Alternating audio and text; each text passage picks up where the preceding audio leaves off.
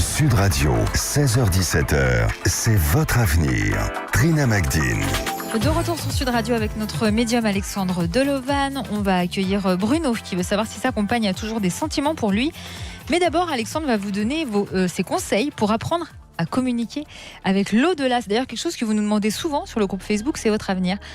Alexandre, ne nous faites pas trop peur non plus. Non, je vais y aller doucement. On vous écoute. Alors déjà, il faut savoir que depuis l'Antiquité, la communication avec l'au-delà et avec les défunts était une discipline largement connue. Il existe même dans certaines cultures des centres dédiés à ça. Les esprits de nos défunts peuvent communiquer avec nous et sans forcément passer par un médium. On peut le faire soi-même. La première chose, c'est d'en avoir envie avec de bonnes intentions. Oui. C'est surtout ça. C'est important. Voilà. Souvent, les défunts se manifestent quelques jours après leur décès parce que leur âme est encore là. Et souvent, moi, ça m'est arrivé dans mon entourage où on a un sentiment de présence, où on a un sentiment de ressenti. Mais surtout vous. Oh. Forcément. Oui, enfin. Et il survient ensuite une période où la communication est impossible parce que c'est la période de transition vers le plan supérieur. Et ensuite, la communication est à nouveau possible avec un défunt ou avec l'au-delà.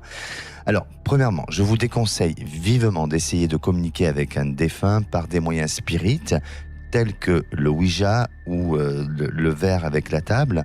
Évitez parce que ce sont des pratiques qui sont réservées à des personnes qui ont une grande maîtrise, et si vous ne l'avez pas sur ce sujet-là, à éviter. Alors pour arriver à communiquer avec l'au-delà, il faut tout simplement leur parler, si possible dans un endroit calme, en étant soi-même et aussi détendu et plein d'amour. Vous pouvez aussi allumer une bougie blanche, cela aide à la communication, y mettre aussi de l'encens pour purifier l'endroit, et puis demandez-lui des signes d'aide.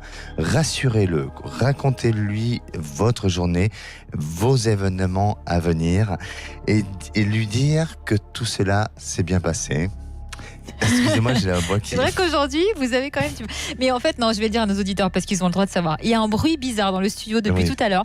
Et donc, c'est un rire qui est très nerveux, je pense, pour le réalisateur. Et j'ai un esprit coquin qui me... Oui, mais calmez-vous. Et donc, voilà. Et puis, vous sachez que dans le monde astral, en tous les cas, il n'y a pas de filtre. Et donc, vous pouvez demander tout ce que vous souhaitez en termes de réponse. Alors, mais surtout, il faut vraiment faire attention et il faut pratiquer ce genre de choses quand on est avec quelqu'un qui a la maîtrise de l'expérience de ça. C'est très important, vraiment, et on insiste vraiment là-dessus. Exactement. Et alors, en retour, ce que vous allez avoir comme réponse, ça peut se faire ou se manifester par des sensations, des ressentis. Ça peut être aussi des odeurs, c'est-à-dire ça rappelle le parfum de la personne qui est partie. Des signes aussi, le hasard de la vie comme des signes de synchronicité. Et puis, ça peut être aussi la musique, des morceaux de musique qui reviennent des moments où cette personne les aimait ou des moments que vous avez pu vivre avec cette personne-là.